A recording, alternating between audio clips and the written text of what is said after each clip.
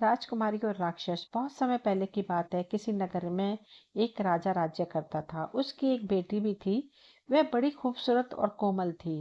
राजा उससे बेपनाह प्यार करता था। उस लड़की का नाम शालिनी था। शालिनी की माँ अपनी बीमारी की वजह से कुछ दिन पहले ही चल बसी थी। तब से राजा ही उसे प्यार करता था। राजा ने अपनी बेटी शालिनी की परवरिश लड़कों की तरह की थी। उसमें लड़कों के सभी गुण विद्यमान थे। वह तलवार चलाने और तीरंदाजी में निपुण थी। उसके साथ साथ राजकुमारी को शिकार का भी बहुत शौक था।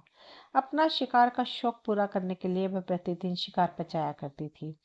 वह प्रतिदिन अपने 6-7 सिपाहियों के साथ शिकार के लिए जाया करती थी। एक दिन शालिनी को ख्याल आया कि क्यों न शिकार पर अकेले जाकर देखा जाए। अकेले शिकार पर जाने का मजा ही कुछ और होता है। यह सोचकर वह अपने पिता के पास पहुंची। उसे देखकर राजा ने बड़े प्यार से पूछा, आओ बेटी, बताओ कैसे आना हुआ। वह बोली, पिताजी, आज मैं आपके पास एक बात मनवाने के लिए आई हूँ। कौन सी बात? राजा ने कहा। पहले वादा कीजिए कि आप मेरी बात सुनकर उसे मान लेंगे, वह बोली। राजा ने कहा, लेकिन पहले बात तो पता चले। पहले आप वादा कीजिए, तभी मैं आपको अपनी बात बताऊंगी, राजकुमारी ने कहा। राजा शालिनी से बहुत ही प्यार करता था, इसलिए उसकी जिद के सामने उसे मजबूर होकर पूछना पड़ा। अच्छा ठीक है, हम वादा करते हैं। अब तो अपनी बात हमें बता दीजिए। पिताजी, आज मैं शिकार पर अकेले ही जाना चाहती हूँ, उसने अपनी बात बताई। नहीं बेटी, तुम्हारा शिकार पर अकेले जाना ठीक नहीं है, राजा ने चिंता जताई। राजकुमारी ने कहा, मगर क्यों पिताजी? ऐसे जंगल में जाने कितने खूंखार जानवर मिलते हैं, राजा ने बताया। मैं उन जानवरों से नहीं डरती, आप बस मुझे जाने की आज्ञा दीजिए। देखो बेटी, अगर तुम्हें कुछ हो गया तो मैं जीते जी मर जाऊंगा, वह डरते हुए बोला। नहीं पिताजी, ऐसा कुछ नहीं होगा। आप मुझे बस एक बार अकेले जाने दीजिए। तुम समझती क्यों नहीं हो, राजा ने कहा शालिनी से। शालिनी अकेली ही अपनी जिद पर अड़ी हुई थी। वह किसी भी तरह से मानने को तैयार नहीं थी। अंत में शालिनी ने जिद करके अपने पिता को मना लिया और राजा ने उसे आज्ञा दे दी। राजा अपनी बेटी से बहुत प्यार करता था और इसी बात का फायदा शालिनी उठाती थी। शालिनी के शिकार पर जाने का पूरा प्रबंध हो चुका था। वह घोड़े पर सवार होकर शिकार के लिए निकल पड़ी। चलते चलते वह एक सुनसान जंगल में पहुंची। वहां जाकर उसने देखा कि तालाब के किनारे बैठा एक आदमी मछली पकड़ रहा था। उसने देखा कि वह आदमी काफी सुंदर था और आकर्षक भी। उसे देखकर शालिनी अपने घोड़े से नीचे उतर आई और उस नवयुवक को गौर से देखने लगी। फिर वह अपने घोड़े को साथ लेकर उसके करीब पहुंची और उससे मुखातिब हुई और बोली, सुनिए। शालिनी की आवाज़ सुनते ही उस नौजवान ने पलटकर देखा। वह बड़े आश्चर्य से उसे देख रहा था। आप यहाँ एक सुनसान जंगल में क्या कर रहे हैं, उसने नम्रता पूर्वक पूछा। यही सवाल मैं तुमसे कर सकता हूँ, तो फिर आप का जवाब दोगी, उसने पूछा। मैं राजकुमारी हूँ। राजकुमारी? वह हैरान होकर बोला। हाँ। युवक ने तुरंत खड़े होकर अदब के साथ उसे प्रणाम किया और बताया, माफ करना राजकुमारी, मैं आपको पहचान नहीं सका था। कहिए, मैं आपकी क्या सेवा कर सकता हूँ? आपने हमारी बात का जवाब नहीं दिया, नौजवान, राजकुमारी ने मुस्कुराते हुए पूछा। कौन सी बात का? यही कि आप यहाँ एक सुनसान जंगल में अकेले बैठकर क्या कर रहे हैं। मैं यहाँ मछलियाँ पकड़ने आया था, लेकिन आप यहाँ किस लिए आई थी, उसने पूछा। मैं यहाँ जंगल में शिकार के लिए आई थी। अचानक मेरी नज़र तुम पर पड़ गई। अकेले? हाँ, इस बार मैंने सोचा था कि शिकार पर अकेले ही चलकर देखा जाए। बहुत खूब। आदमी, तुम काफी दिलचस्प हो। वैसे तुम्हारा नाम क्या है, उसने पूछा।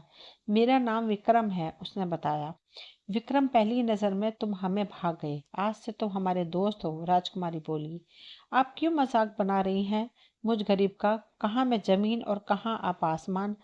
हम तुम्हारा मजाक नहीं बना रहे हैं विक्रम, हम सच कह रहे हैं। वैसे तुम करते क्या हो? विक्रम बोला।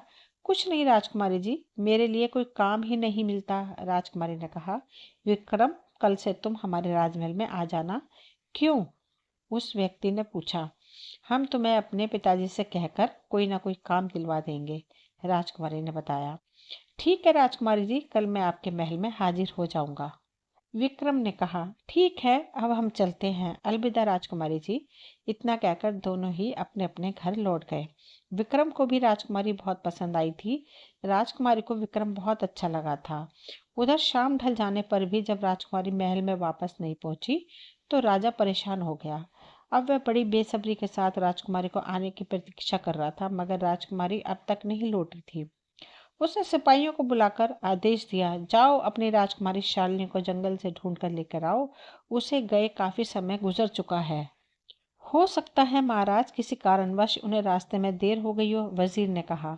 नहीं, अभी तक तो उसे हर हालत में लौटकर आ जाना चाहिए था, राजा बोला। सारे सिपाही राजा के आदेश पर राजकुमारी शालिनी को ढूंढने निकल पड़े। सिपाहियों ने सड़कों, जंगलों, रास्तों में हर जगह राजकुमारी की खोज की, मगर राजकुमारी का कहीं भी पता नहीं चला। अंत में वे निराश होकर लौट आए। सिपाहियों ने लौटकर बताया, महाराज, हमने राजकुमारी को सब जगह ढूंढा, फिर मगर वह हमें नहीं मिली। तुमने उसे ठीक से तलाश नहीं किया, जाओ जाकर ठीक से ढूंढो, राजा गुस्से में दहाड़ा। महाराज, हमने नगर का चप्पा चप्पा छान मारा, मगर राजकुमारी का कहीं पता नहीं चला। राजा यह सुनकर बुरी तरह घबरा गया। उसे रह रहकर अपनी गलती का एहसास हो रहा था कि उसने राजकुमारी की बात मानी ही क्यों थी। काश कि वो इनकार कर देता। फिर वो अपने सिपाहियों से बोला, अरे बेवकूफ़ों, कहाँ चली गई मेरी बेटी शालिनी? उसे ज़मीन खा गई या आसमान निकल गया? जाओ ढूंढो उसे। अगले दिन सुबह सवेरे ही विक्रम राजमहल में जा पहुंचा। उसने जाकर राजा से मिलने की आज्ञा मांगी। राजा से मिलने के बाद उसने बताया, महाराज, राजकुमारी जी ने मुझे यहाँ बुलाया था, आप उनसे मुझे एक बार मिलवा दीजिए। तुम कब मिले थे राजकुमारी से? राजा ने पूछा। कल जंगल में मेरी मुलाकात उनसे हुई थी, वे वहां शिकार के लिए गई थी। क्या? फिर राजा ने विक्रम की और राजकुमारी के लौटने के बारे में बताया तो वह हैरान रह गया। राजा भी राजकुमारी की वजह से बहुत परेशान था।